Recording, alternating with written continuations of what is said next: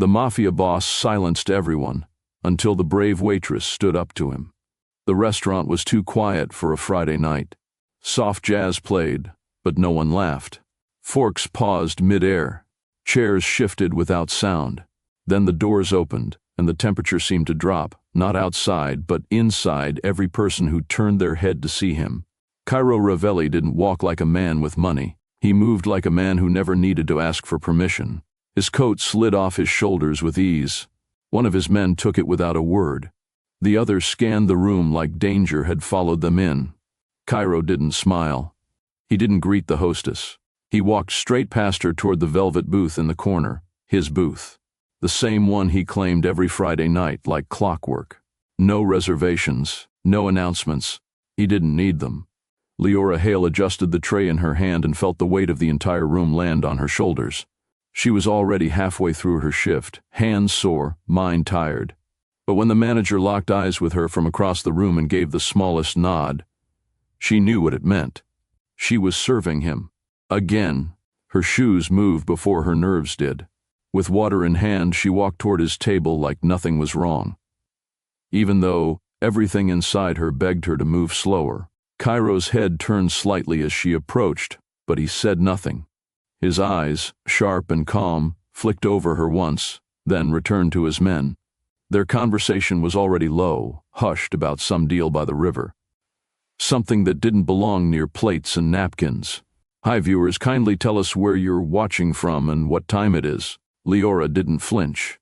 She placed the glass down and stepped back.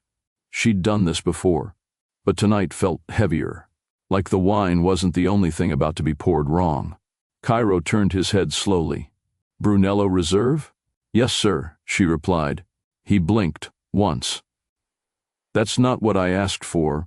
Leora didn't blink. She knew what he'd asked. More importantly, she knew what he hadn't. Every table around them sat in silence, pretending not to listen, but no one missed the shift in the air. Her fingers didn't move from the tray. She checked the bottle again. Brunello Reserve, just like the order. She knew she hadn't made a mistake. Her voice stayed low. "This is the label you gave, sir." One of Cairo's men shifted slightly in his seat. The other adjusted his cuff. Cairo leaned back slowly. Not angry, not surprised, just studying. His eyes traveled from the bottle to her face, as if trying to decide whether her truth was a challenge or a test. "You're saying I'm wrong," he said, calm and clear. Leora's throat tightened. Her manager had already stepped out from behind the bar, rushing over with the panic of a man who knew how close fire could sit under a smile. "Apologies, Mr. Ravelli. We'll fix it immediately," the manager stammered. There must have been a mix-up in the cellar. Cairo didn't move his eyes. He raised one finger slightly. "She will answer." The room froze again. Leora could feel her heartbeat in her fingertips, but her hands stayed still. "I'm saying this is the wine you asked for." Another beat passed. Cairo's jaw tightened, but only for a second. He picked up the bottle himself, reading the label without blinking. Then, a pause. His silence stretched longer than the music. Then came a small nod, as if confirming what she already knew. The edge of his mouth curled slightly. "Pour." Leora stepped forward, poured with steady hands, and stepped back. His men raised their glasses. One of them sipped and gave the smallest nod. Cairo lifted his own glass, swirled it once, then looked directly at her. "You speak with clear strength. Would you ever correct someone everyone fears? Tell me below. And if you believe in standing strong, hit subscribe." Leora gave a polite nod, then stepped away from the table. The compliment didn't settle. It lingered like a second set of eyes on her back. Compliments from men like him didn't come free. They weren't compliments at all. They were signals, invitations, warnings wrapped in velvet. She returned to the service station and pretended to busy herself. But the tightness in her chest didn't ease. Around her, conversations slowly picked up again, though softer now, like everyone had learned to whisper. Her coworkers glanced at her, some with wide eyes, others refusing to look at all. The manager didn't speak to her for the rest of the hour. He avoided her gaze, like being associated with her would bring heat. Leora didn't care. She'd done her job. She'd told the truth. If that bothered the wrong man, then maybe the problem wasn't her. By the time dessert menus were being folded and espresso orders came through, she was wiping down the wine counter near the back. Her shift was almost done, and all she wanted was to get home, take off her shoes, and sit beside her mother with a hot cup of tea. Then, from the edge of the restaurant, she saw movement. Cairo stood. Both of his men stood with him. They didn't rush. They never rushed. Cairo adjusted his cuffs, nodded once to the hostess, and walked out without saying another word. But as he passed the manager, he stopped. Leora couldn't hear what was said. It was a whisper, or maybe not even a word. But the manager's posture straightened. His face tightened. Then Cairo kept walking. Outside the tall glass doors, one of Cairo's men paused. He looked back through the window. At her. He didn't blink. He didn't smile. He stood still for 3 full seconds, then tapped something into his phone and followed Cairo into the black car waiting out front. Leora exhaled slowly. She didn't know why her skin prickled, but it wasn't over. She could feel it. Something had shifted. The kitchen doors swung open behind her. Orders called out. Silverware clanked, but none of it settled her mind. Leora finished wiping the counter and dropped the cloth into the bin. Her manager called her name, his voice tight and low, like he was forcing it through clenched teeth. "You're done for the night," he said, not looking at her. "Clock out." That was new. She usually stayed to close, helped count the drawer, cleaned glasses, but not tonight, not after that moment with Cairo. She nodded and untied her apron. There was no thank you, no good night, just silence. Out back, the staff exit led out into a quiet alley. The city's noise felt distant here. She tightened her jacket and stepped into the night. The chill hit her arms before she reached the sidewalk. Her bus stop was 2 blocks down, past a diner and a closed flower shop. Her steps were fast, like always. She never walked slow in the city at night. When she crossed the street, she caught a glimpse of a black car idling by the curb. Lights off, engine on. Her chest tightened. She kept walking. When she got to the stop, she waited under the dim flicker of the street lamp. The black car hadn't moved. It just sat there, like it was waiting for something, or someone. Her bus arrived. She didn't look back again. By the time she reached her apartment, her fingers had finally stopped shaking. The walk up to her unit was quiet. She turned the key gently, stepped inside, and found her mother still awake, sitting on the couch wrapped in a thick blanket. "How was work?" her mother asked softly. Leora forced a smile. "Normal." She helped her mom take her medication, made a pot of tea, and sat at the kitchen table staring at nothing. Her mind circled back to Cairo. His words, his stare, the man outside the window. She didn't see the car that pulled up across the street 30 minutes later. Inside it, a man watched her window and didn't blink once. Saturday morning came fast. The sun pushed through the blinds like it didn't know how hard the night had been.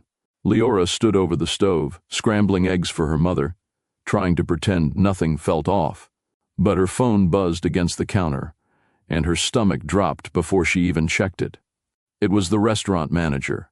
"Leora, I need you to come in early." His voice was tight again, almost nervous. She hesitated. "Did something happen?" "Just get here soon." The line went dead. She packed her things and left, choosing her steps carefully as she exited the apartment. The street outside was still waking up. Cars moved slowly. A newspaper boy shouted from the corner. But as she crossed the sidewalk, she saw it again. A black car, parked farther down this time. Windows tinted. She walked faster. When she arrived at the restaurant, the doors were already open, though the signs still read closed. She stepped inside. The lights were dim, chairs still stacked on tables, and the air smelled faintly of bleach and lavender polish. Cairo Ravelli sat alone at table 6, the same booth from the night before. Leora stopped in place. The manager rushed forward, his steps awkward. "He requested you," he said, barely meeting her eyes. She said nothing. Cairo's head turned toward her.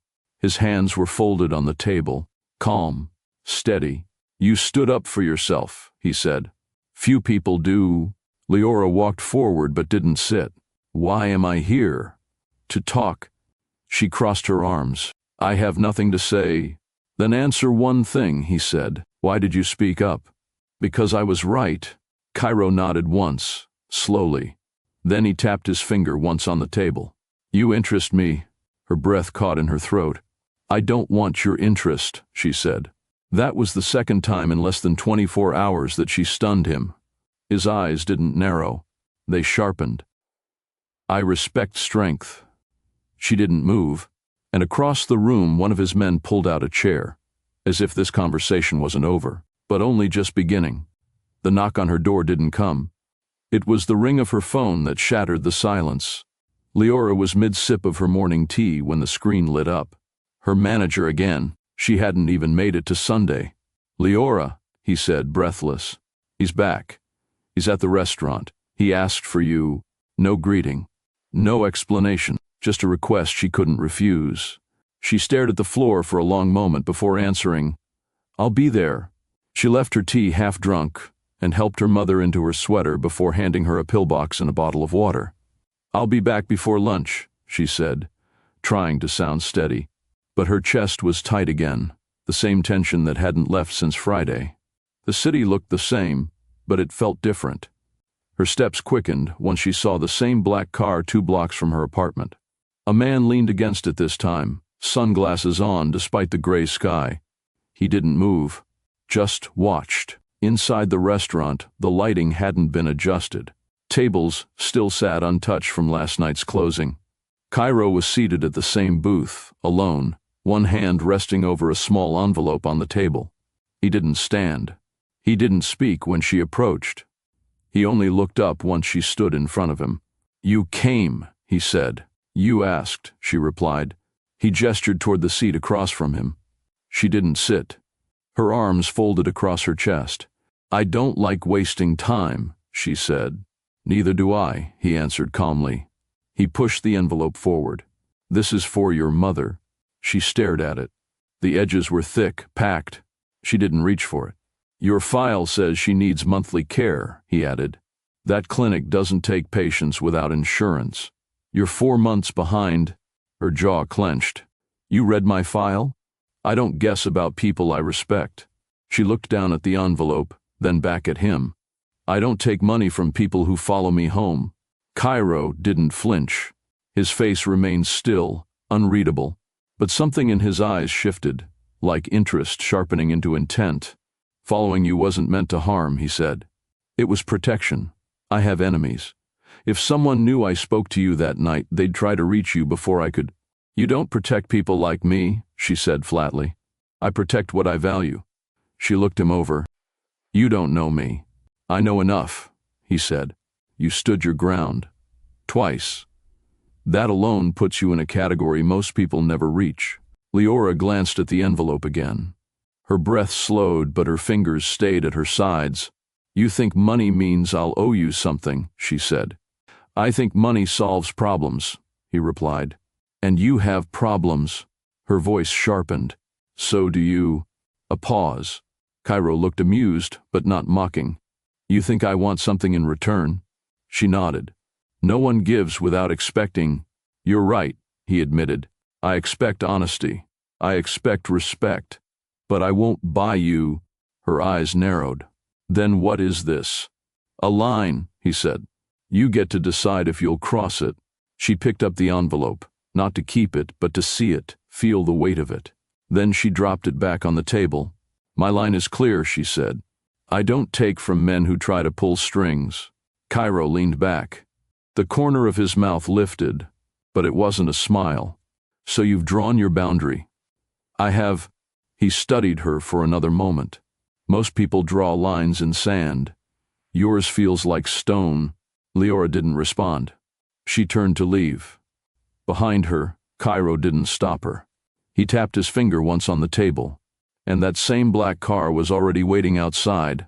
Leora stepped outside into the pale morning light. The street was quiet, but her ears stayed sharp.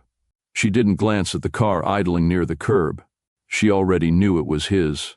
Same vehicle, same tension parked in plain sight. If he thought putting her under watch would make her more willing, He didn't understand her at all. She took the long way home, weaving through a few back alleys just to clear her head. When she finally got back to her apartment, her mother was still on the couch, eyes heavy from rest. "You look tense," her mother said. "Work's weird this week," Leora answered. That was all she gave. She spent the rest of the day cleaning, folding laundry, reorganizing the pantry, anything to keep her hands moving while her thoughts stayed stuck on Cairo.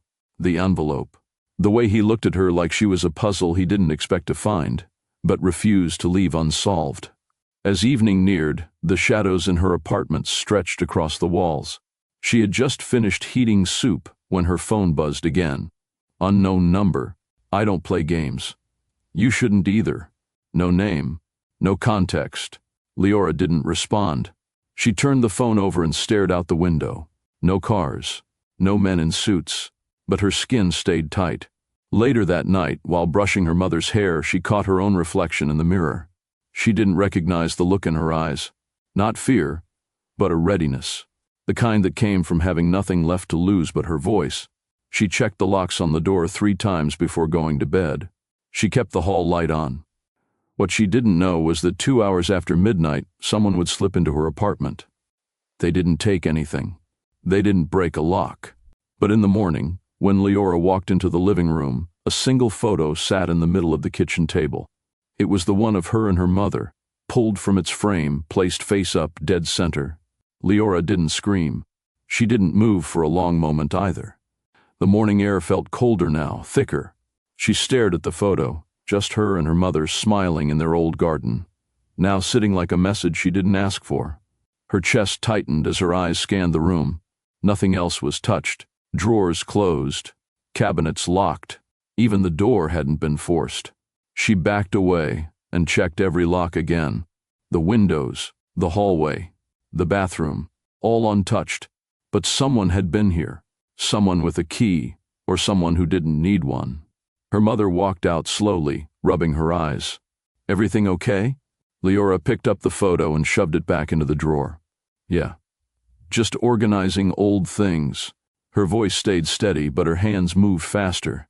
She called the building manager, asked about cameras in the hallway. "None working this week," he muttered. "Maintenance scheduled for next Tuesday." Of course they weren't working. By noon, she was dressed and ready to go out. Not for work, not for errands. She needed answers.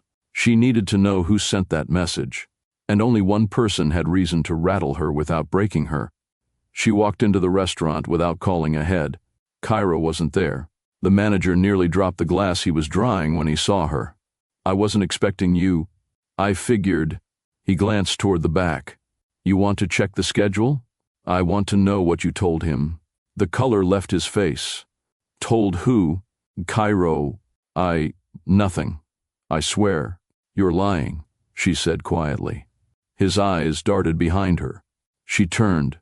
One of Cairo's men was seated at the bar sipping espresso alone. He hadn't been there when she entered. He stood as soon as she noticed him, and walked straight toward her, slow, sure, and silent. He was taller than she remembered. Or maybe it was the way he moved, shoulders relaxed, gaze locked on hers like he already owned the outcome of their conversation. Leora didn't step back, her feet planted. The restaurant's faint scent of lemon oil and burnt coffee beans lingered between them. He didn't smile. "Boss wants to make sure you got home safe last night." She stared at him. "He sent someone to check on me?" He glanced over at the manager, who now seemed suddenly busy with the cash drawer. "We don't like loose ends." Leora's voice dropped. "I'm not a loose end. I'm a person."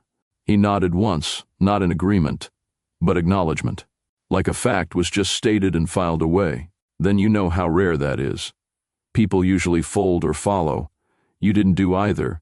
"Still won't," she said. He reached into his coat pocket.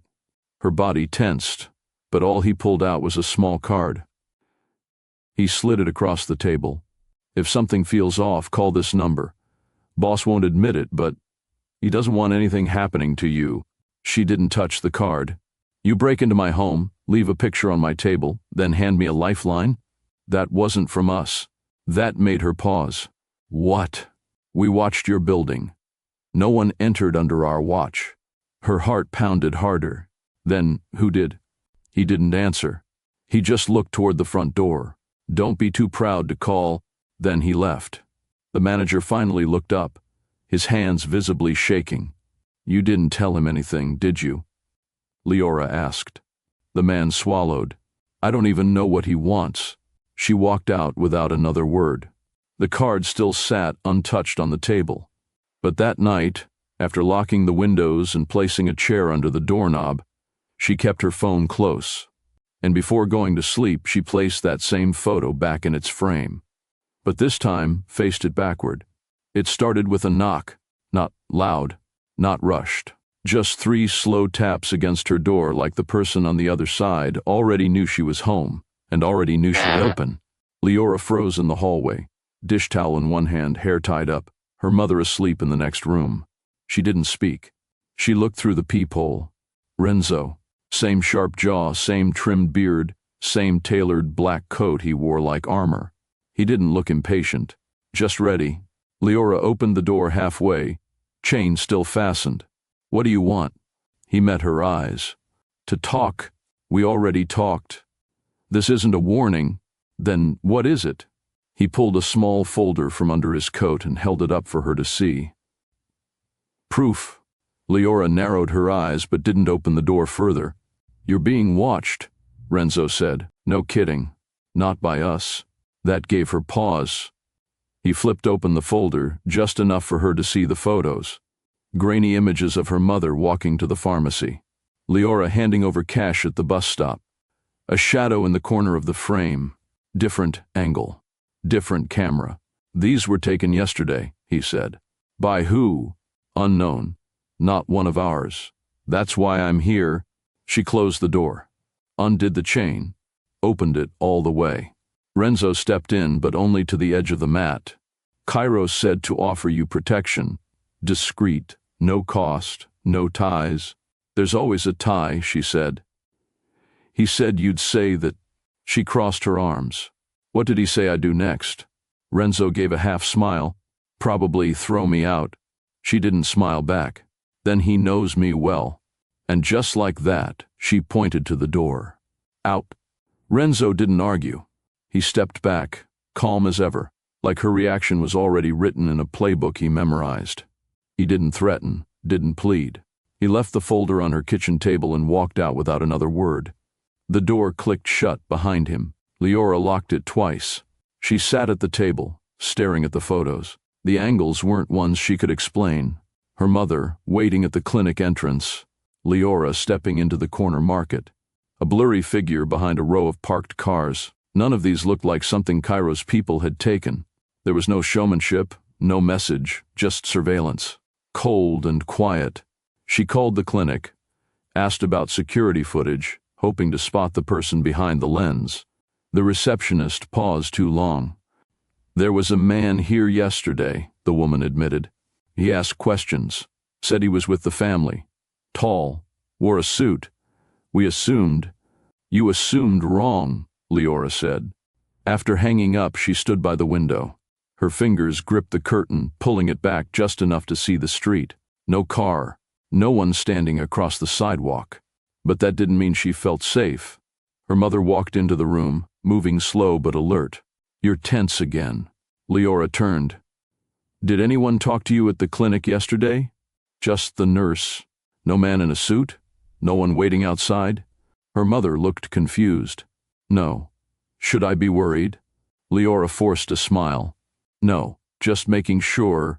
She didn't want to show the photos. Didn't want to raise fear in someone already fighting to stay upright.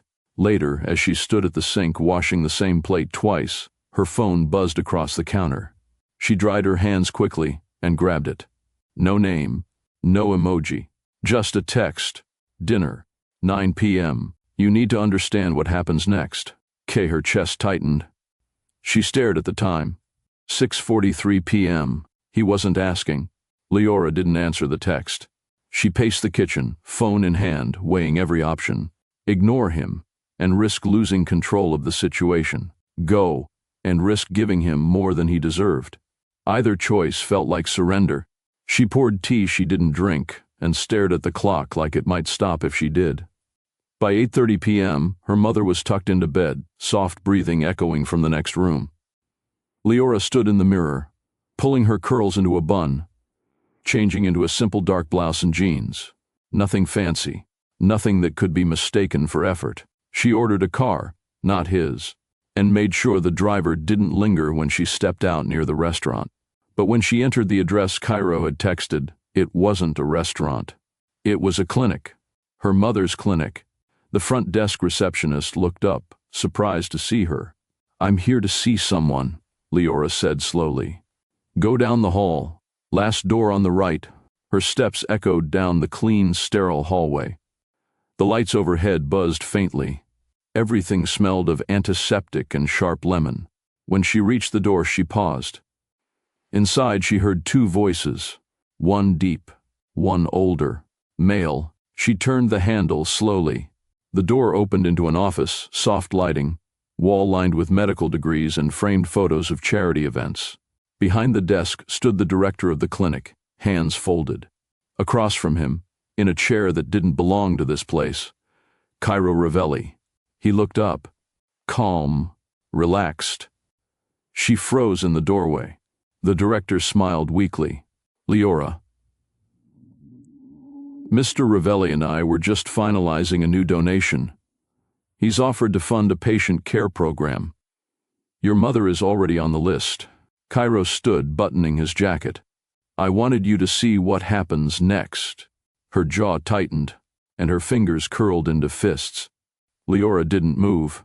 She stood at the threshold of the office, arms stiff at her sides, eyes pinned to Cairo. Her voice stayed low. "You think giving money gives you the right to be in her file?" He didn't raise his voice. "No. I think it gives me access to protect someone no one else is protecting." The clinic director cleared his throat, sensing the tension. "Your mother's condition. It's rare to get this kind of support. We've already begun updating her chart, scheduling labs, assigning a care nurse." "I didn't ask for that," Leora snapped, cutting him off without breaking her stare from Cairo. "You didn't have to," Cairo replied. Her jaw clenched. "You don't get to insert yourself into her life because you think I'm interesting." "It's not about interest," he said. "It's about understanding the cost of silence." She took a slow step forward, past the doorframe, past the threshold of comfort. "You think you're different from the ones who hurt people quietly. You're not. You just wear a better suit." That hit something in him. His expression didn't crack, but his stance shifted slightly, hands sliding into his pockets. "I'm not trying to hurt you," he said, "but you need to understand something." She crossed her arms. "Then say it. You're involved now. Whether you like it or not, that's not a threat, it's just the truth. The moment you stood up to me, things shifted. I can't have you out in the open. Because I make you look weak." "No," he said. "Because you make me visible." That answer landed harder than she expected. Not violent, not sharp, but unsettling. She stepped back. "Stay away from my mother." He gave a single nod. "As long as she stays safe." And as she turned to leave, the director said, "He's not what people say he is. You know." Leora stopped, looked back once and said, "That's what makes him dangerous." The ride home was silent. Leora didn't take a car from Cairo. She walked 3 blocks before calling her own, needing air more than comfort. When she stepped into her apartment, the lights were still on. Her mother asleep on the couch with the TV murmuring in the background. She turned it off gently and stood in the dark for a long moment, her thoughts loud enough to fill the silence. She grabbed her phone and opened Cairo's message again. "Dinner, 9 p.m. You need to understand what happens next." It hadn't been dinner. It had been a demonstration, a show of influence wrapped in medical care and generosity. He didn't want control of her life. He wanted access to the people in it. And that was a different kind of power. Quiet, legal, harder to reject. Leora pulled the blinds halfway and checked the street. Again, still no black car. She exhaled, but her hands didn't relax. The next morning, she walked her mother to the clinic personally, sat with her in the waiting room, smiled with the nurse. Everything looked normal. Too normal. until she caught sight of the same receptionist from the night before, whispering to a man by the elevator. The man wore a pale gray jacket and a crooked tie. He wasn't part of Cairo's crew, but the way his eyes followed her mother down the hallway, it was clear. She watched him leave, phone pressed to his ear, disappearing into the parking lot. And just like that, it hit her. If this man wasn't with Cairo, then someone else was watching. Someone who didn't walk through the front door, offering protection. Someone working behind glass. She walked out of the clinic, heart pounding. Across the street, a man in a black car lowered his window. Renzo. He didn't speak. He just nodded once, then rolled the window back up. What would you do if your enemy started protecting your loved ones? Drop your thoughts below and share this story with someone who loves powerful turns, and subscribe to our channel. The invitation came again. No guards, no driver, just a note slid under her door with a time and a place written in clean, slanted handwriting. A downtown address she didn't recognize. She checked it twice. It wasn't one of his clubs or restaurants. 7 p.m., no name, no pressure. But still, it didn't feel like a request. She didn't ask anyone for advice. She didn't tell her mother.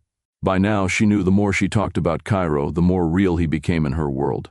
And the more real he became, the harder it would be to pull him out. The building was tucked between a luxury condo and a small art gallery. No signs, no open windows, but a man in black opened the door the moment she stepped onto the sidewalk. "Miss Hale," he said. Upstairs, she was led through a private elevator to a rooftop terrace, soft lights, low music, a table already set. Cairo stood at the far end, no coat, sleeves rolled, eyes on the skyline. "I'm not staying long," she said, walking toward him. "I know." He didn't pull her chair out. He didn't offer wine. He simply pointed to the seat across from his. "I didn't ask you here to change your mind," he said. "I asked you here so you'd understand mine." Leora sat, but her eyes stayed sharp. "You could have sent a text. I don't trust screens." She looked around. "This place yours?" "No," he said, "but it's always empty. People don't know it exists. I like quiet and control," she added. He smiled. "First time all night." "Control keeps people alive." She leaned back. "That depends on who's holding it." Cairo reached for a glass of water, not wine, and set it down without drinking. "You want to know why I notice you," he said. "It's not because you're loud, or soft, or because you carry your past like a badge." "I don't carry anything for show," Leora replied. "That's exactly why." She waited, arms crossed lightly. The wind moved gently across the rooftop. City lights blinked behind him, but his focus never shifted from her face. "I was invisible most of my life," he said. "Group homes, foster parents who only cared about the check. I got used to not being heard, not being believed. So I learned how to move in silence and get results without asking." Leora tilted her head. "And that turned you into a man people fear?"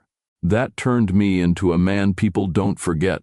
He paused, then added, "I didn't build my life to be loved. I built it so no one could touch what I protect." She searched his face. "And now you think I'm something to protect?" Cairo leaned forward slightly. "No. I think you're something I don't want to lose sight of." That answer wasn't what she expected. It wasn't charming. It wasn't threatening.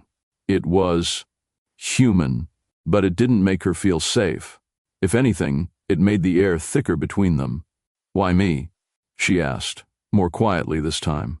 "Out of all the people who serve you, smile at you, bow when you pass, why the girl with no power?" He studied her again, more slowly this time. "Because you remind me of who I was," he said. "Before I had to become this." She swallowed once. The way he said it didn't sound rehearsed. It sounded like regret. But regret from a man like Cairo felt more dangerous than anger. And somewhere between the words and the way he said them, she felt something she didn't want to name. Something close to understanding. Neither of them spoke for a while. The city moved around them. Horns in the distance, a helicopter slicing across. The sky, laughter from another rooftop, but the table between them stayed still. Leora looked down at the folded napkin in her lap. Her fingers were tense. Cairo finally leaned back, his tone softer but not weak. "I don't want you afraid of me. You don't scare me," she said. "I know." His reply wasn't prideful. It was matter-of-fact. That was what made it harder to ignore. She sat straighter. "So, what happens next? You'll keep showing up, watching my building, sending men to wait at the curb?" "I won't send anyone unless you ask for them. You already crossed that line." He nodded. "Then I'll step back. But if someone comes for you again, someone that's not mine, I'll step in whether you like it or not." "That's not your choice." He looked her in the eye. "That's where you're wrong." His voice wasn't loud, but it struck deep. Not because it was threatening, but because it wasn't. It was honest. The kind of honesty that made her skin crawl with unease. "You think because you survived the system and built a name, it gives you the right to pull people into your world?" "No," he said, "but I know how the world works. And I know it doesn't care if you're good or quiet or poor. It only listens when someone forces it to." She stood. "I'm not your project." He didn't stand. "I know." Leora stared down at him. "Then stop trying to fix what doesn't need your hand on it." He looked up at her. "I'm not trying to fix you." His next words came slower. "I'm trying not to break you." She walked away. And for the first time since she met him, Cairo didn't follow. Leora stepped into the elevator alone. No guards escorted her. No one followed. The rooftop door closed behind her with a soft click. But the silence inside the lift felt heavier than anything Cairo had said. She leaned against the wall, her reflection staring back at her from the steel panel. Something in her chest twisted, and she hated that it wasn't all anger. Part of it was curiosity. Another part, something closer to sorrow, for him or for herself, she couldn't tell.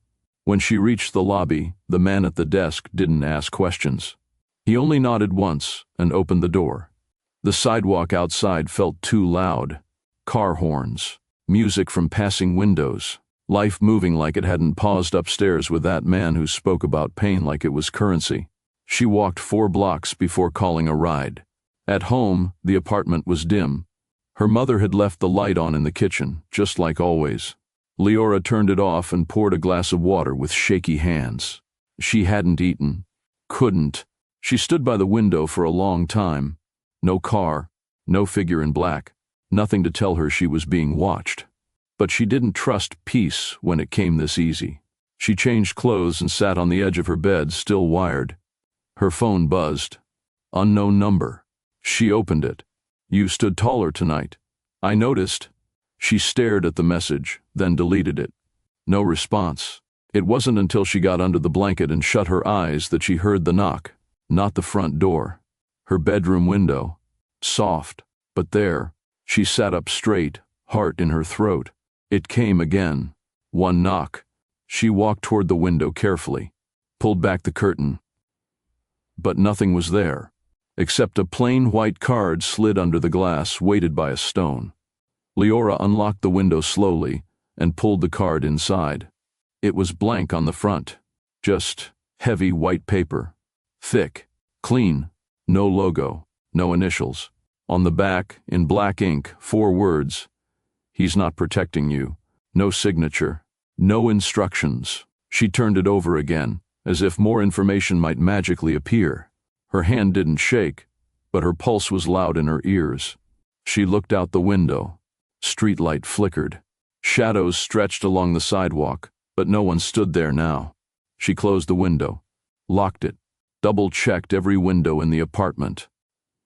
Then she picked up the stone that had held the card down. It was smooth, round, and painted at the bottom. Red, a faded number scratched into it, 18. She placed it on the table, then grabbed her phone. She didn't want to call Cairo. Every instinct screamed not to. But someone knew where she slept. Someone who wasn't trying to be seen. That wasn't how Cairo moved. He didn't send messages in silence. He didn't whisper. He declared. She didn't call. She texted, "Someone left me a message. Window, card, no name." No response, not for a minute. Then her phone rang. Private line. She answered on the second ring. His voice came low and sharp. "Was the card white?" "Yes." "Keep it. I'm coming now." I didn't invite you. You don't need to. That's not from me." He hung up. She stood still in the middle of her apartment. 30 minutes passed. Then came another knock. Not at her window, at the front door. She looked through the peephole. It wasn't Cairo. It was a man in a gray jacket, clean cut, worn shoes, and a badge in his hand.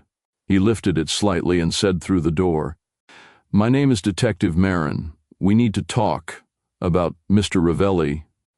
Leora didn't open the door right away. The man's tone wasn't threatening, but it held a quiet pressure, like someone who already knew you'd let him in eventually. She stared through the peephole again. Same badge, same tired eyes. His jacket looked worn, like he'd been working this case longer than she'd been aware of its existence. She unlocked the door but kept her foot against it. "What do you want?" "I need 10 minutes, the man said. "You're not in trouble. But you are in the middle of something bigger than him, or you." She opened it wider. "Name again?" "Detective Marin, homicide. But I work cross-division when it comes to organized figures like Mr. Ravelli."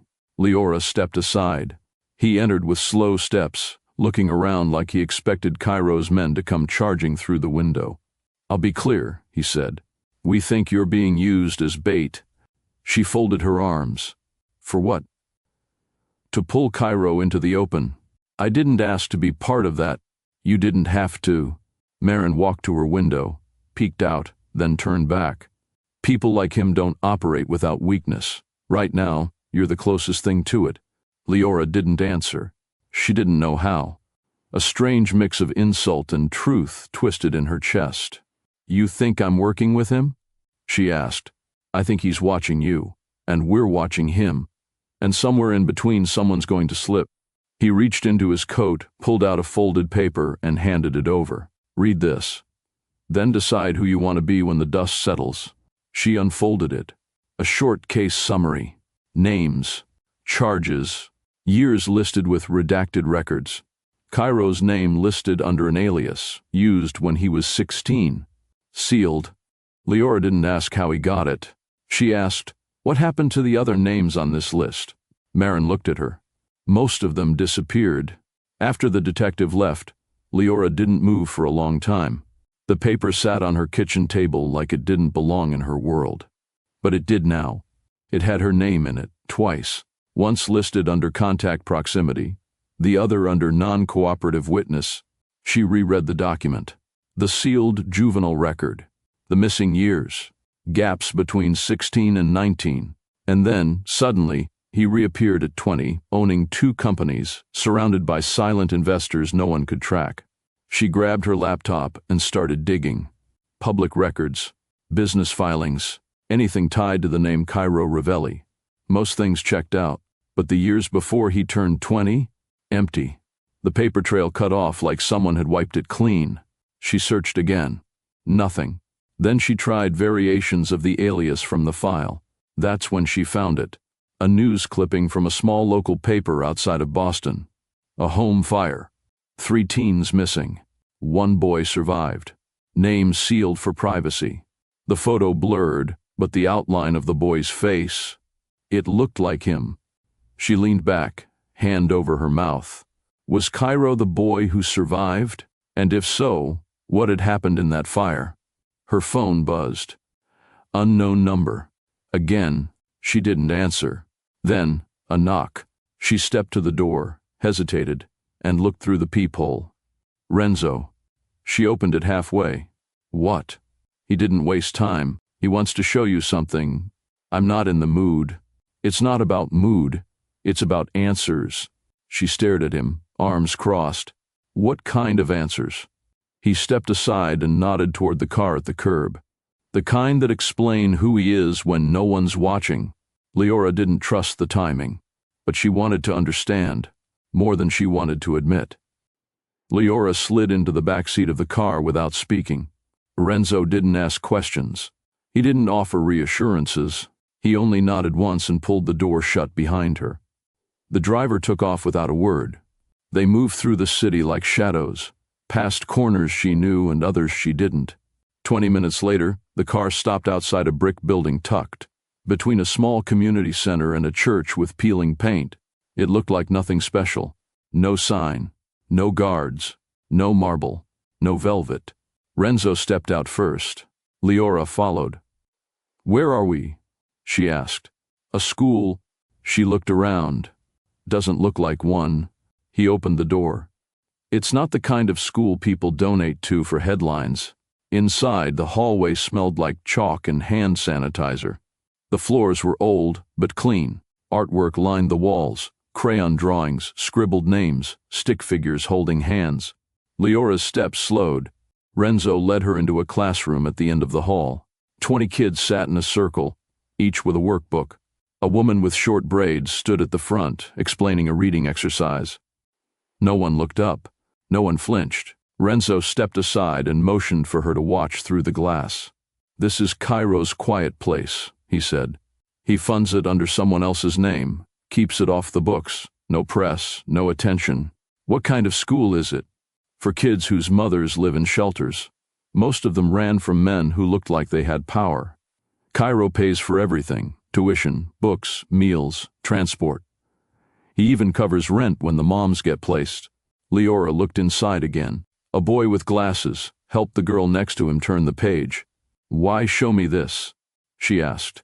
"Because people think they know who he is," Renzo said. "But no one ever looks past the fear." She stared longer, her hand resting against the cold glass. "He doesn't tell them it's his money? He tells them it's theirs." Her voice came quiet. "That's not the man I met." Renzo nodded. "That's because you saw him when he had to be something else." Leora stepped away from the glass and leaned against the wall, arms folded tightly across her chest.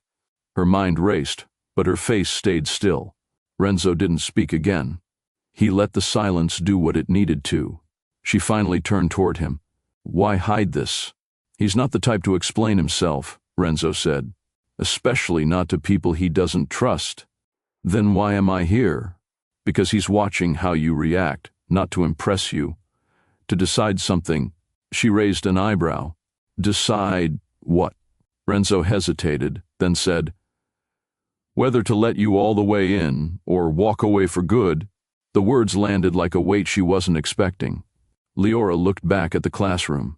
The kids laughed now, working on something in pairs. No guards, no guns, just paper, pencils, and the kind of peace that didn't announce itself. "I didn't ask for any of this," she said. "I know. I just wanted to do my job. Go home. Care for my mom." "Some people don't choose power," Renzo said. "It chooses them. The way you stood up to him, it shifted something.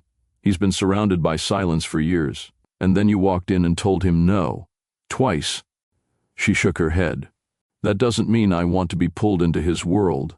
"Then step out," Renzo said simply. "Door's right there." She didn't move. Not because she was scared, but because something inside her had shifted too. She turned back toward the glass one more time, then walked down the hall without a word. When she stepped outside, the city felt different. Not safer, just clearer. She crossed the street, hands in her coat pockets. She didn't notice the man on the bench watching her from behind a newspaper. Not until he stood. Not until he followed. Leora felt the air change first, like something behind her wasn't right. The sidewalk wasn't crowded, just a few people walking with purpose, heads down. But her steps slowed. She pretended to fix her scarf, turned slightly, caught a glimpse. The man from the bench, same gray jacket. Not Renzo. Not Cairo's people. He was moving now, not fast, not close, but close enough. She turned the next corner, heart picking up pace. Instead of heading home, she cut toward the subway, hoping to lose him in the crowd. The train was due in 3 minutes. She scanned the platform. Dim lights, no security. A handful of passengers stood scattered, heads buried in their phones. She stood near the far end, where the shadows from the upper beams dipped low. The man entered the platform 1 minute later. He didn't look around. He walked slowly, then stopped 5 feet away. No expression, no movement. Leora stepped back. He stepped forward. A low hum filled the tunnel. The train was approaching. The man moved again, this time faster. She turned, and then everything happened too quickly. His arm stretched toward her. A shove. Her foot slipped on the yellow line. The train lights rounded the corner, and just before her weight tipped, another arm grabbed her waist and yanked her backward, hard. She landed against the tile floor, breath gone. Renzo stood over her, gun drawn. The man in the gray jacket backed up, then ran. Renzo didn't chase. The train thundered past without stopping. He knelt down. "You okay?" Leora nodded slowly, chest still rising fast. Her voice cracked. "How did you—" "We never stopped watching." He helped her up. "I told him it wasn't over," Renzo said. "Someone wants you gone, and they don't work for us." Leora looked down the tunnel, the echo still ringing in her ears. She wasn't just being followed. She was being hunted. Leora's hands were still shaking when she stepped out of the station. Her shoulder throbbed from where she'd hit the ground. Renzo walked beside her, silent, scanning every passing face. He didn't ask how she felt. He didn't need to. A black SUV pulled up along the curb. Renzo opened the back door. Cairo sat inside. His tie was loosened. His eyes locked on her the second she stepped in. She didn't wait for greetings. "Someone tried to push me in front of a train," she said. "You already knew that would happen." Cairo didn't blink. Not exactly that. But yes, I knew something was coming. "Then talk." He leaned forward, arms resting on his knees. "Someone in my circle gave an order." "An order for my death?" His jaw tightened. "Your removal," she scoffed. "Say it plain. They want you gone." Because I paused. She frowned. "Paused what?" "Everything," he said. "The minute I pulled back attention from deals, refused a few phone calls, redirected money toward things that mattered to me, like that school, people noticed. And they don't like when I shift focus." "You mean they don't like when you show softness?" He didn't argue. She shook her head. "So this is about your pride?" "No," he said. "It's about how my name makes money. Power doesn't survive off fear alone. It survives off consistency. The moment they sense hesitation, they prepare for collapse." Leora stared out the window. "I didn't ask you to shift anything," she muttered. "I know. And I didn't ask to be saved either." "I know that too." He leaned closer. "I'm giving you 2 days. You can leave, quietly. I'll make sure you and your mother are safe. Or what? Or you stay. And you deal with what that means." She looked at him. "I'm not leaving." The SUV came to a stop outside her building. Cairo didn't get out. He sat back, gaze fixed on the dashboard, fingers tapping once on his knee. He didn't try to persuade her again. Didn't ask if she was sure. Leora stepped out, closed the door behind her, and walked up the stairs without looking back. Inside, her mother was seated at the table sipping warm tea. "You're home late," she said, smiling faintly. Leora returned the smile. "Ran into traffic." She didn't explain. There was no space for the kind of truth her mother didn't need to carry. Later that night, Leora sat on the couch, lights low, scrolling through old messages on her phone. She thought about the last few days. The rooftop dinner. The classroom full of kids. The man who nearly pushed her onto train tracks. And now, this decision. She didn't want to disappear. She didn't want to run. But staying meant living in a kind of spotlight she never asked for. She wasn't sure if it was bravery or recklessness. The next morning she put on her black slacks, buttoned up her white shirt, tied her hair, and took the same bus she always did. The restaurant door chimed softly as she entered. The manager blinked in surprise. "I thought you were taking time off," he said. "I need the hours." He didn't argue. He handed her a menu, and she slipped back into her routine. But everything felt different. The weight of her decision pressed against her every step. Halfway through her shift, she paused by the bar, breathing through her thoughts. If you knew someone powerful was protecting you, would you stay and fight or disappear? Comment below and let's talk about quiet strength. A regular customer smiled as she refilled his glass. It felt almost normal again. But normal didn't last long. Leora kept her steps steady as she moved from table to table, collecting plates, offering polite smiles, pouring glasses without spilling. Her hands remembered the rhythm, even if her mind didn't trust the quiet. Every time the front door chimed, her eyes darted up. Every time someone stood too close, her body stiffened. The fear wasn't loud.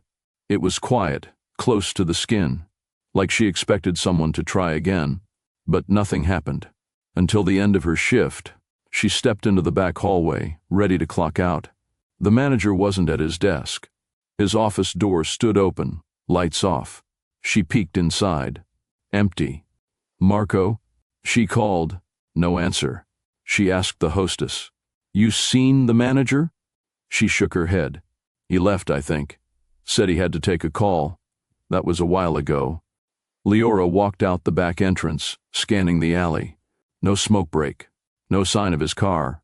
Just 2 bins, a flickering motion light, and silence. She pulled out her phone and called him. Voicemail. The chef passed by and shrugged when she asked. Didn't say where he went. Leora's gut twisted. She tried calling again. Still no answer. She didn't know why it made her nervous. He could have left for a dozen reasons, but something about how it happened, quietly during the middle of operations, didn't feel right. She called one last time. Nothing. When she returned inside, she found Renzo sitting alone at a booth near the window. His presence now felt like punctuation. She walked over. "Did Cairo send you?" Renzo looked up, serious. "No." "Then why are you here?" He lowered his voice. "I came to see if you felt it too." "Felt what?" He tapped the table once. "The shift. Something's off."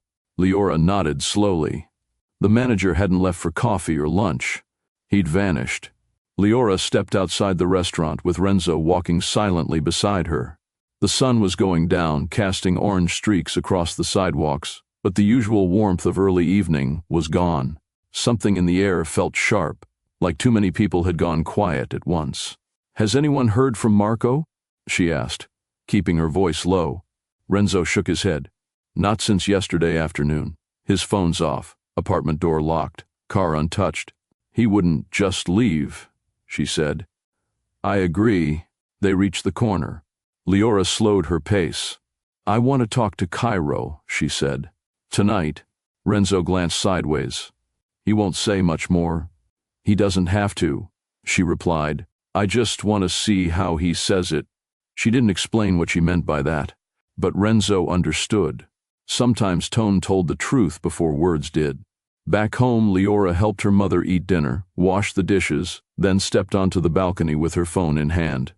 The city moved around her, cars, voices, a siren blocks away.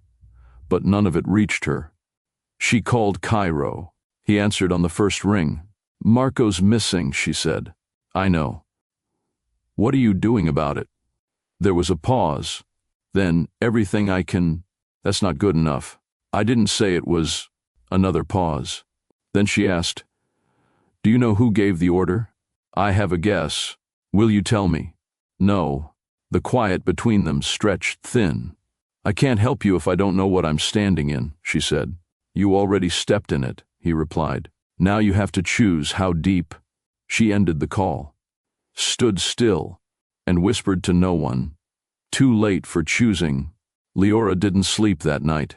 She lay on the couch with the TV on low, her mother already in bed, unaware that the manager, who used to bring her fresh bread on Sundays, hadn't been seen in over 24 hours. Every creak in the hallway, every horn outside made her sit up straight. At 2:12 a.m., her phone buzzed. Unknown number. Ask him what happened to the man who refused silence. She stared at the message for a long time. Then another came through seconds later. It started the same way it's starting now. She sat up, breathing shallow. Her thumb hovered over the screen, but she didn't reply. Instead, she opened her contacts and searched for Renzo. She didn't call. She needed to think. She pulled on a hoodie, slipped into her sneakers, and stepped out onto the fire escape. The city looked different at that hour, like it was waiting for something, or watching her. The photo of her and her mother still sat on the windowsill inside, turned backward. She turned it around again. Then her phone buzzed once more. But this time, it wasn't a text. It was a photo. Marco, blindfolded, face bruised, hands tied, no caption, no timestamp, just him, on the floor of a room with brick walls and a single chair behind him.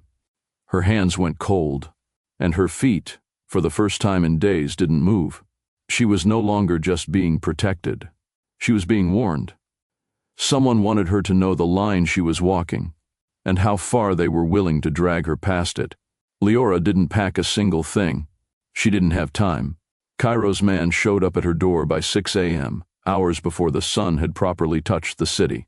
He didn't knock twice, just a low call through the door. "We're moving now." She opened it, already dressed. "I'm not going anywhere."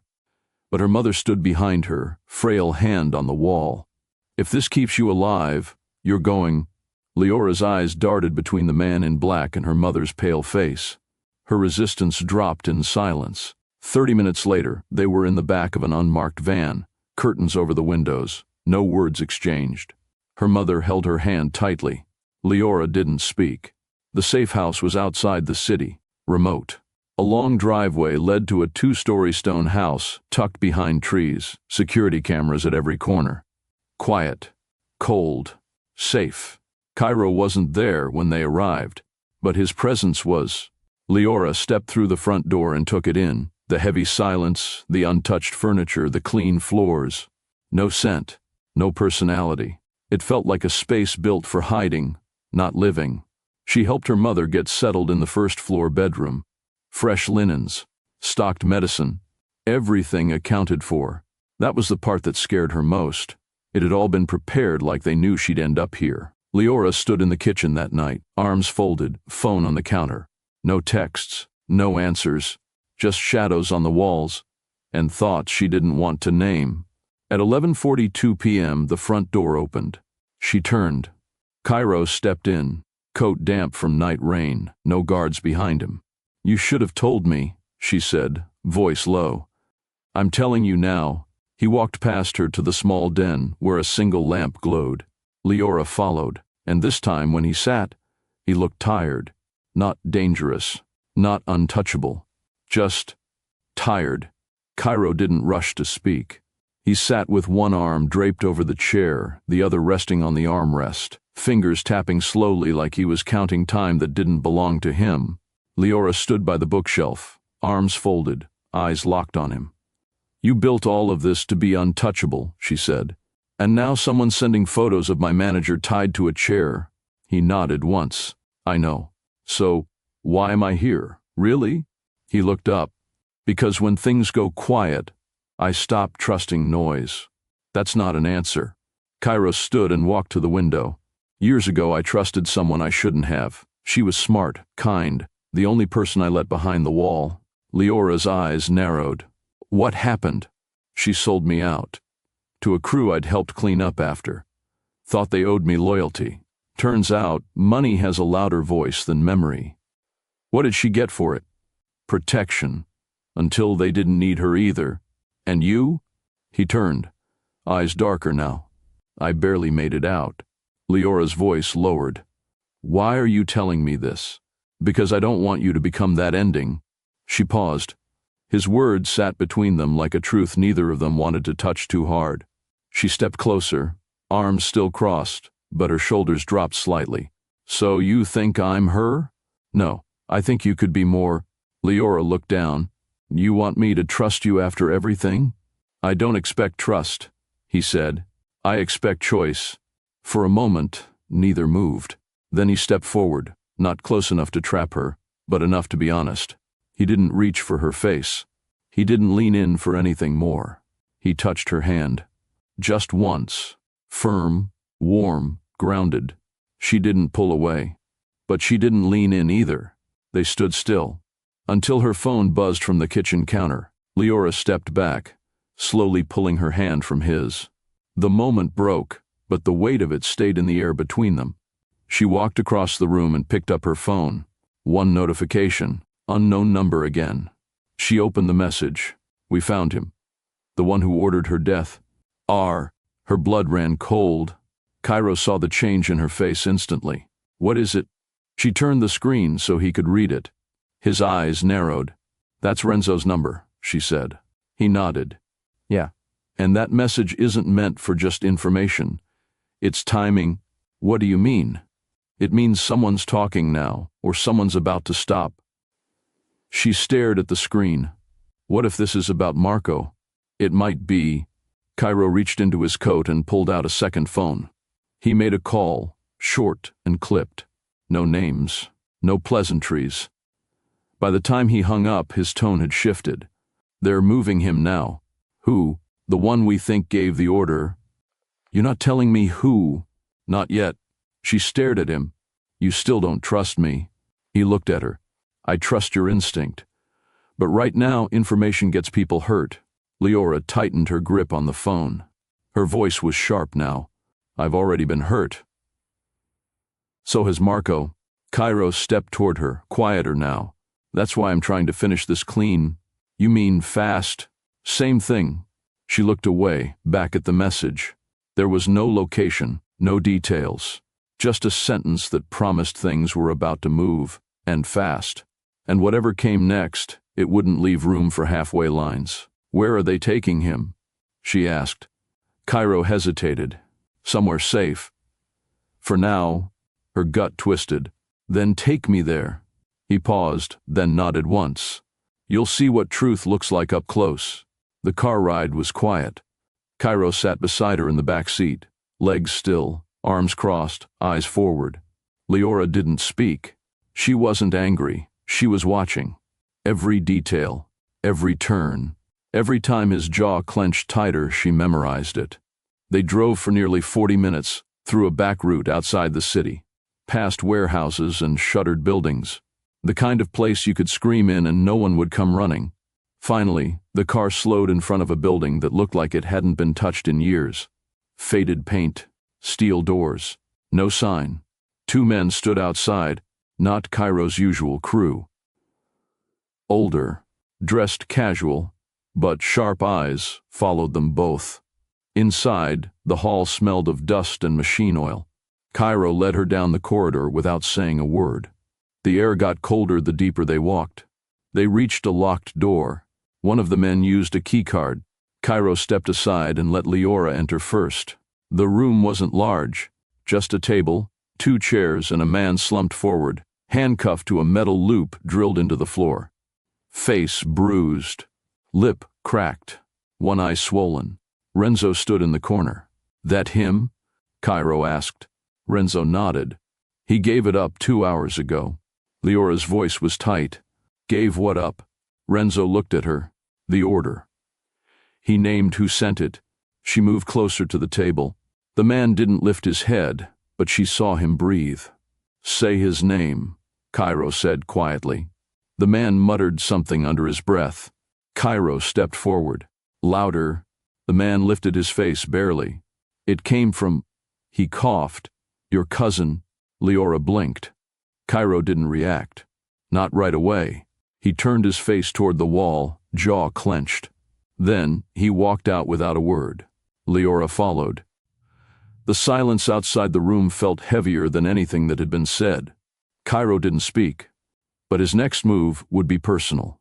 The ride back to the safe house felt longer than the one before. Cairo hadn't said a single word since walking out of that room. His silence wasn't the kind that asked for space. It was the kind that warned of decisions being made.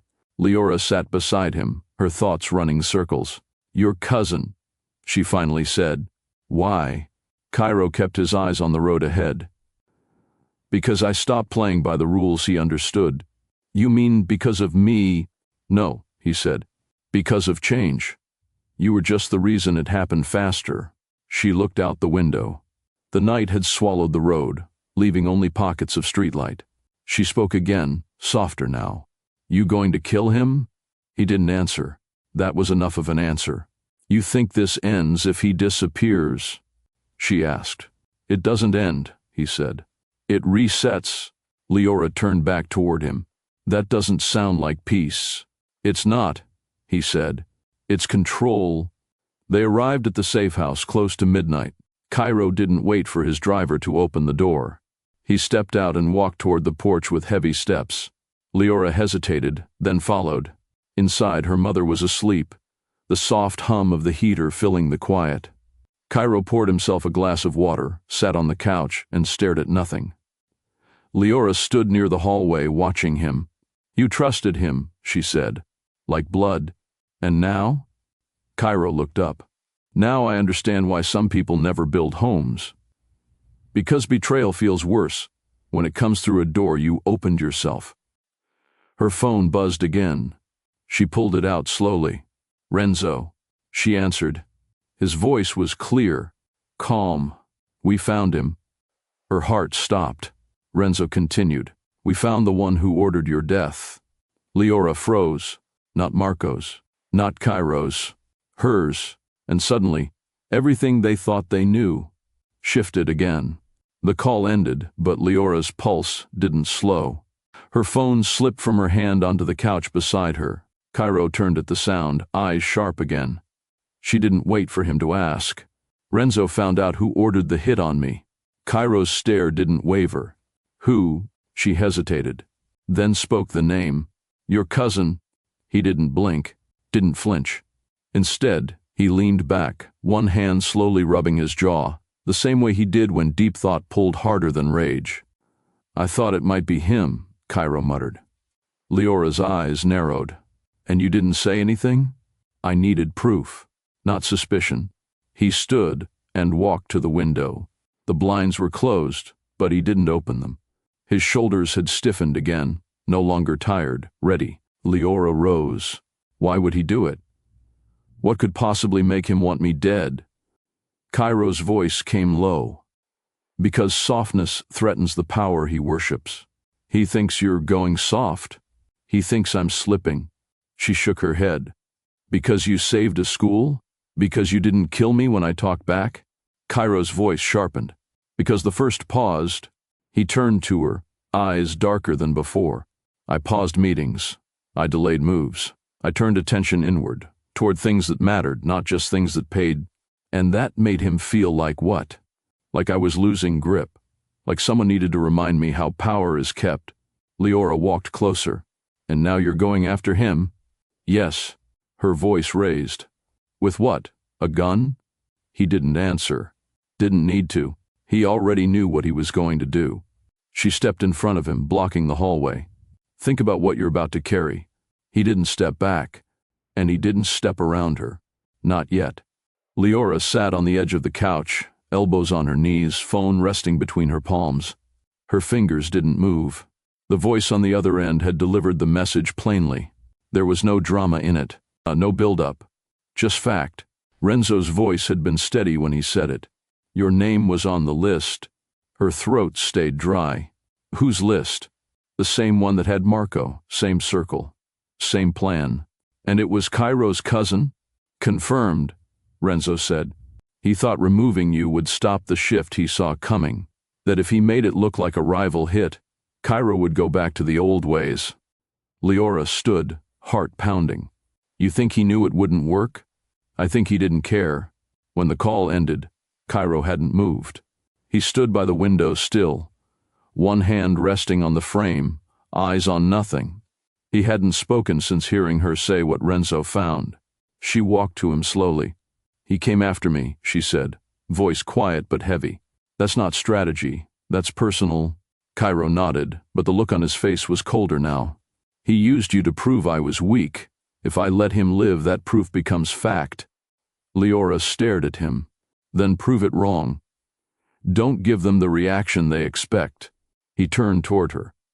"You think they'll respect restraint? I think they'll fear change more when it doesn't explode. It grows." He didn't answer. She stepped closer. "You say you want peace. Then prove it with this. Show them you're more dangerous when you choose not to destroy." For a moment she saw something flicker in his face. Conflict. Weight. Memory. Then it vanished. He walked to the table, grabbed his coat, and checked his watch. "I need to handle this." She moved toward the door with him. "I'm coming." He turned to her, voice low. "No. You stay here." She froze. He leaned in. "Next part doesn't need your strength. It needs my silence." Then he stepped out, gun tucked at his side. The door clicked shut behind him, and with it, the room felt colder. Leora stood there, alone again, the echo of his final words tightening in her chest. She didn't like being left behind. Not now. Not when everything pointed back to her. A cousin. A crew member. A plan that used her name as a warning sign. This wasn't about fear anymore. It was about dignity. And Cairo leaving her behind meant he still didn't fully see her. She moved to the kitchen and poured water, hands trembling slightly, not from panic but frustration. Every instinct screamed to follow. But deep down, she knew if she stepped into that next moment, she wouldn't be able to step back out. She checked her phone. Nothing from Cairo. Nothing from Renzo. Just silence. She scrolled through old messages. The ones from when her life was simpler. When work was just about shifts and her world ended at the bus stop. Now, it stretched into corners with guns and bloodlines. The clock moved slower. Outside, night pressed against the windows, darker than usual. The safe house sat in quiet, but the tension in the walls felt alive. She thought of Marco, still missing. Of the children in the school, learning because Cairo made sure they could. Of the cousin who once ate at Cairo's table and now wanted to dismantle him one piece at a time. She didn't know which version of Cairo would return. The protector, the punisher, the one who listened, or the one who stopped listening altogether. She stepped out onto the porch, arms wrapped tight around herself, and stared down the empty road, hoping for headlights, but not sure if they'd bring closure or another beginning. Whatever was coming next would draw a new line, one that wouldn't be so easy to step back from. Cairo pulled into the warehouse lot with no headlights. Renzo was already there, posted by the fence, phone to his ear, scanning the shadows. Inside, the crew was waiting, and so was his cousin. Ezric, same blood, same start. But their paths had split the moment Cairo stopped playing by the rules they'd grown up with. Ezric leaned against a crate like he owned the place, arms crossed, smile lazy. "You brought backup?" he asked, nodding toward Renzo. Cairo stepped forward alone. "I didn't come here to make noise. I came to end what you started." Ezric shrugged. "You broke the code first. You let her get in your head. You got soft. You made moves without checking in." Cairo's jaw tightened. "I made moves to protect. That's not soft. That's survival." Ezric laughed low. "Since when do we protect people outside the family?" Cairo didn't blink. "Since I realized family doesn't always protect you back." The air shifted. Renzo stayed at the edge, eyes locked on Ezric's hands. Cairo took one step closer. "You came after her. You watched her mother. You made a move on that subway. That wasn't strategy. That was a threat." Ezric lifted both hands slowly. "I never touched her. I only gave the order to keep eyes on her." "That train station mess? That wasn't me." Cairo didn't move. "Then who?" Ezric smirked. "You've made enemies, cousin, and not all of them come from our side." There was a pause. Then Cairo pulled a small device from his pocket, tapped the side. The recording of Ezric's voice played. "Remove her, quietly. I'll handle him after." Ezric's face dropped. "I don't care if you're family," Cairo said quietly. "You crossed the line." The crew behind them went still. Renzo moved forward, hand hovering near his jacket. Cairo raised a hand. "No blood." He turned to Ezric. "Leave the city tonight, you're done. One more step and you'll see how soft I'm not." Ezric hesitated, then spat on the ground. "You've changed." Cairo didn't respond. He already knew. Back at the safe house, headlights finally lit the road. Leora stepped off the porch. She didn't smile, but she didn't walk away either. The warehouse was colder than Cairo remembered.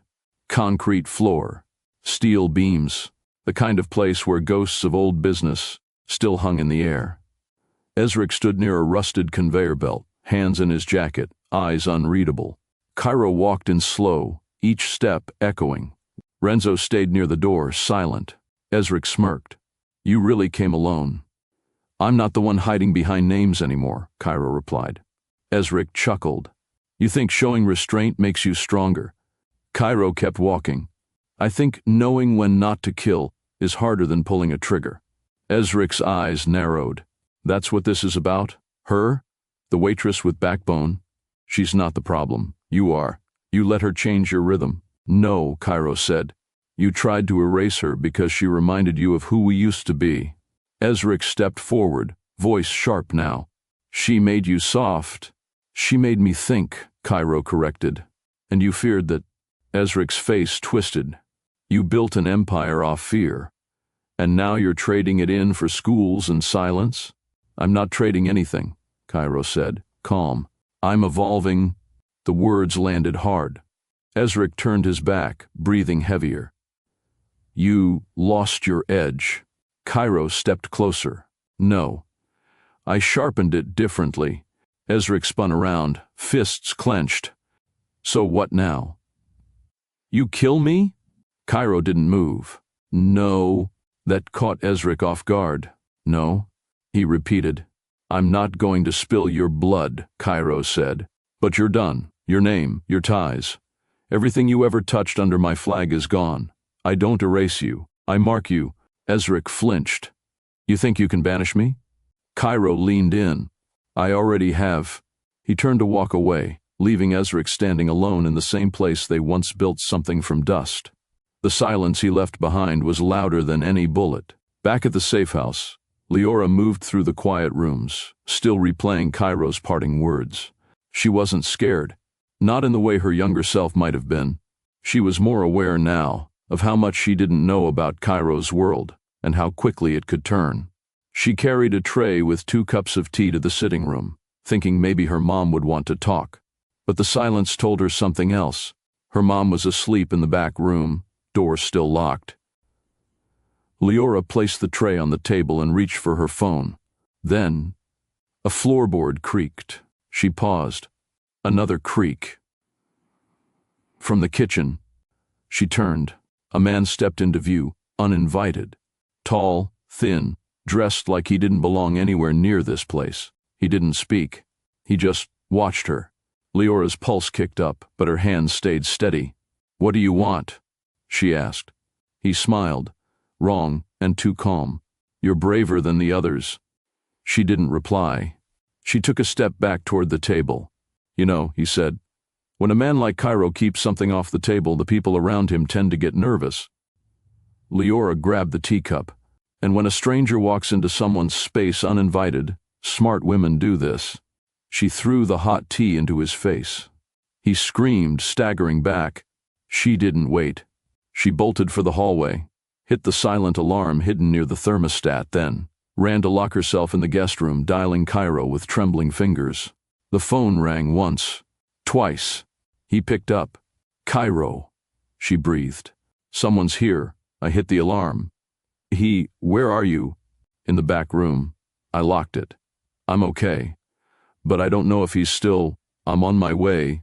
The line went dead. She stayed quiet, heart pounding, listening through the door. Footsteps again. Then silence. 10 minutes felt like an hour. Then, tires screeched outside. A door slammed. Voices.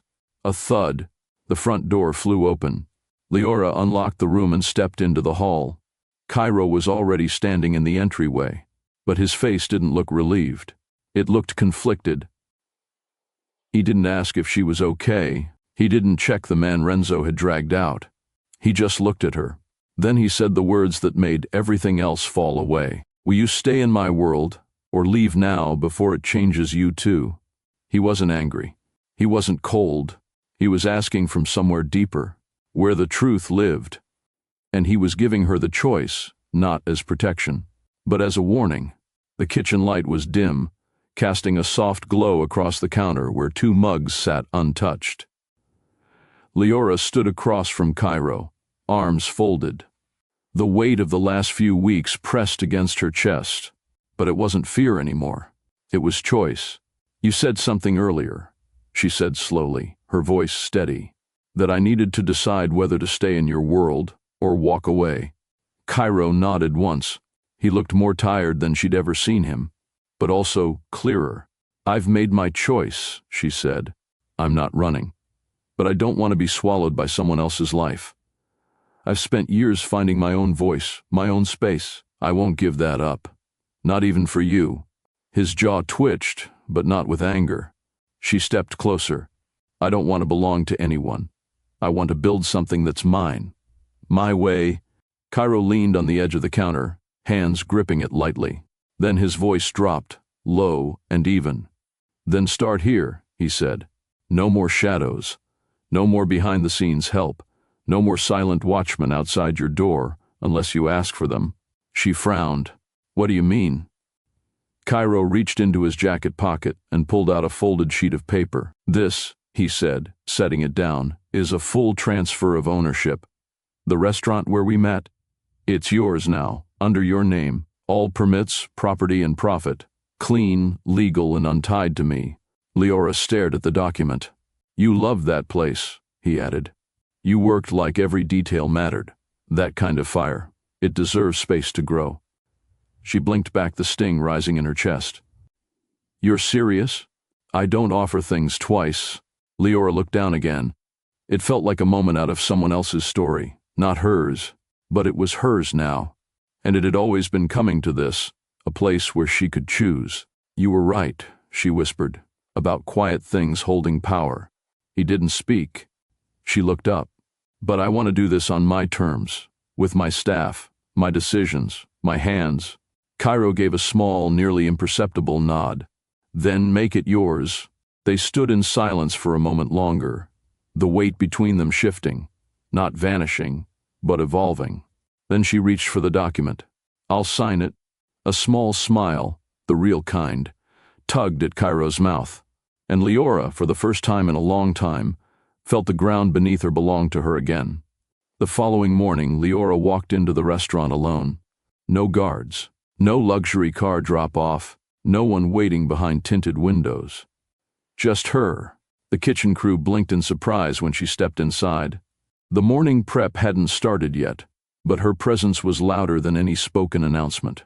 One of the line cooks stood straighter. A dishwasher paused mid-wipe.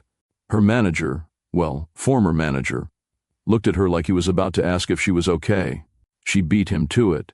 "I own this place now," she said. "And we're doing things differently starting today." There was no applause, no dramatic music, but something shifted, and that was enough. She spent the next few hours meeting with each staff member, listening more than talking. Her leadership wasn't about domination, it was about understanding. She didn't bark orders or demand perfection. She reminded them they mattered. She outlined plans to improve safety, raise wages, and renovate the back room without cutting hours. When she walked through the dining area later, sunlight poured through the windows. And for the first time, Leora didn't feel like someone else's employee. This was hers. She built it before, now she would rebuild it better. That night, Cairo didn't show up. No text, no sudden entrance, no silent car waiting outside. And somehow, she was okay with that, because he had kept his word. She stood on the rooftop of the building next door, the one with the best view of the city skyline. Her mother sat beside her in a blanket, sipping warm tea. They didn't speak for a while, just watched the lights shift. "You look lighter," her mother finally said. "I feel real," Leora answered. Then her phone buzzed. One message. "Cairo, I won't come where I'm not invited. But if you ever choose to walk back into my world, you won't walk alone." Leora read it twice. She didn't respond. Not because she didn't care, but because this time she didn't have to answer right away. She had time, space, power in her quiet way.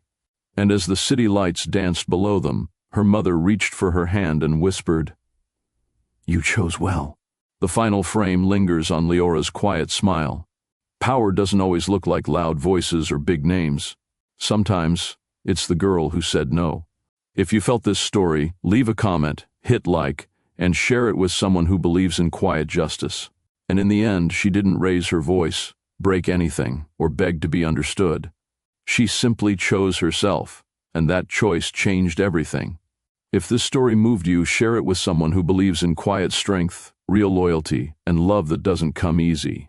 Subscribe to Tales of Mafia Lovers, where power meets passion, and every story proves that the strongest hearts are the ones that don't need to scream.